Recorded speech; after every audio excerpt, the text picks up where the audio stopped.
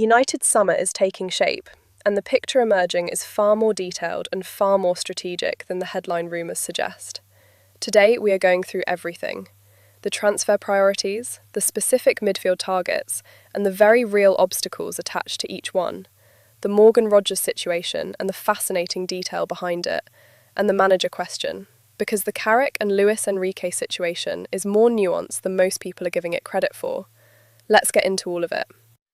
Start with the overall plan, because understanding the structure of United's summer business is essential before you can make sense of any individual story. The plan is built around one primary objective: sign a central midfielder. That is the number one priority above everything else. And the way United intend to fund that signing is through player sales and outgoings, the idea being to cover the cost of the main midfield target through exits, preserving the remaining budget for additional reinforcements. Well-negotiated departures are described as being absolutely key to making this work, which means the business coming out of Old Trafford this summer is every bit as important as the business coming in. United cannot afford to be passive or sloppy in selling. Every exit needs to be handled smartly. Beyond the midfielder, a new left winger is confirmed as the second major priority, and the brief given to scouts is genuinely fascinating. They have been asked to find, in the words used internally, an Ahmad on the other side. That is the profile.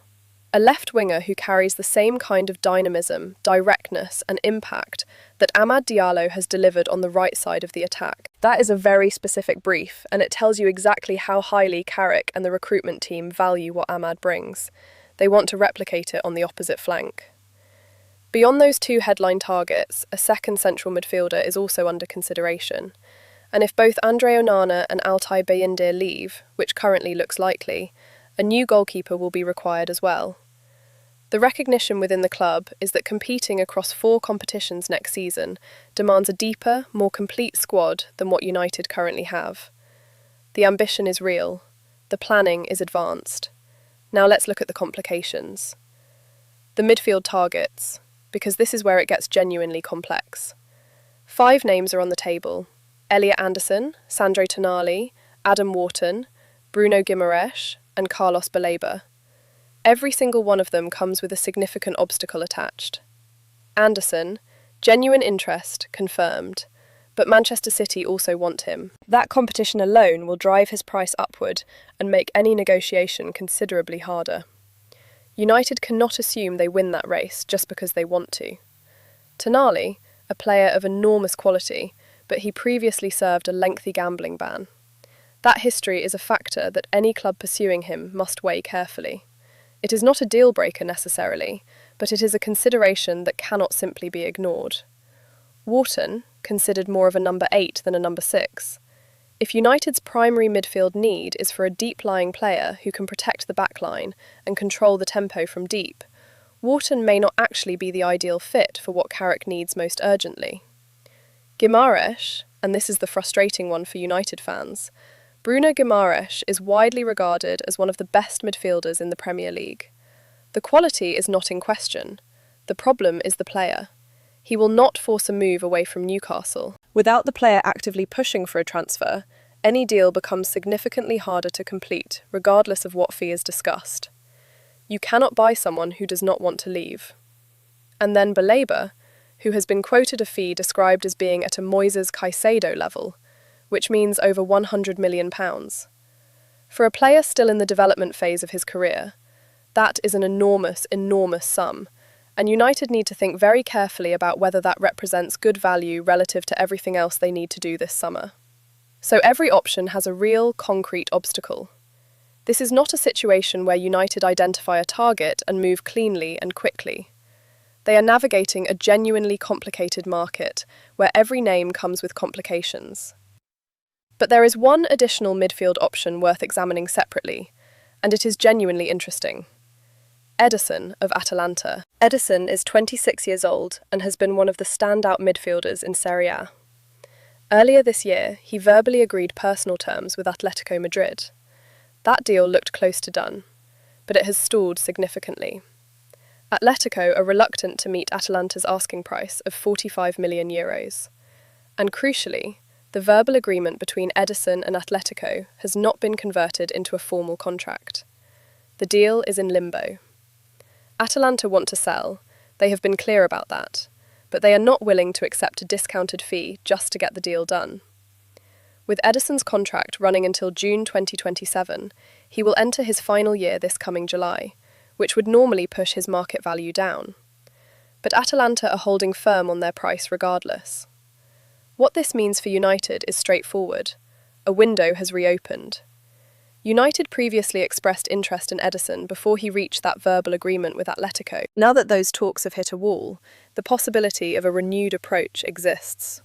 This is not a confirmed move. There is no concrete bid being prepared right now, but the circumstances have changed in a way that makes Edison a viable option once again.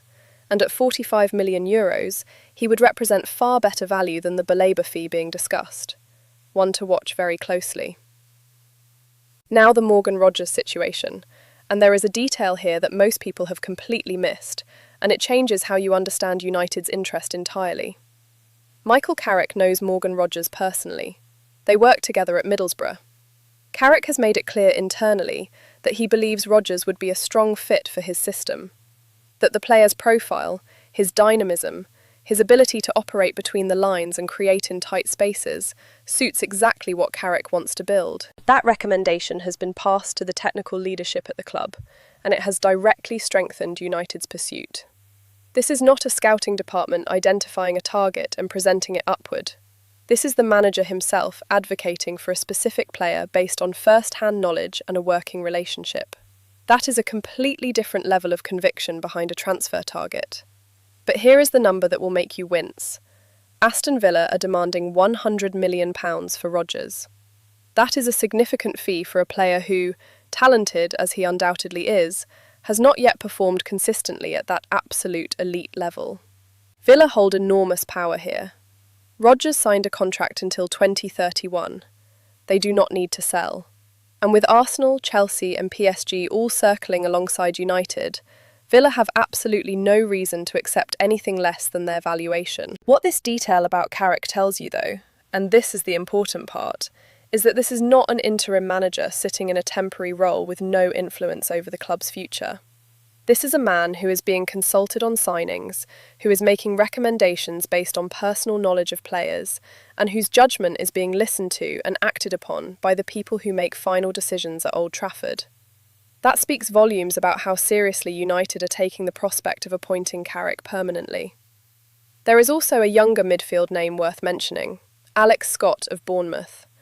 Scott is 20 years old, technically impressive, versatile across different midfield roles, and fits United's stated long-term recruitment strategy of prioritising younger players with high development potential. Multiple Premier League clubs are monitoring him. United's interest is real. But this is early stages, not an imminent deal, a player being tracked as the shortlist for summer and beyond is constructed. One for the future rather than the immediate priority. And now to the question that everything else depends on. Who manages Manchester United next season? Let's deal with Luis Enrique first, because the way this story has been reported has created more confusion than clarity. Yes, there are people inside Manchester United who admire Luis Enrique enormously. Some internally have described him as a manager they would love to see at Old Trafford one day. That admiration is genuine. It comes from inside the building. It is not a media invention. But here is the reality. Those conversations are internal and aspirational. There is no active pursuit. There has been no formal approach.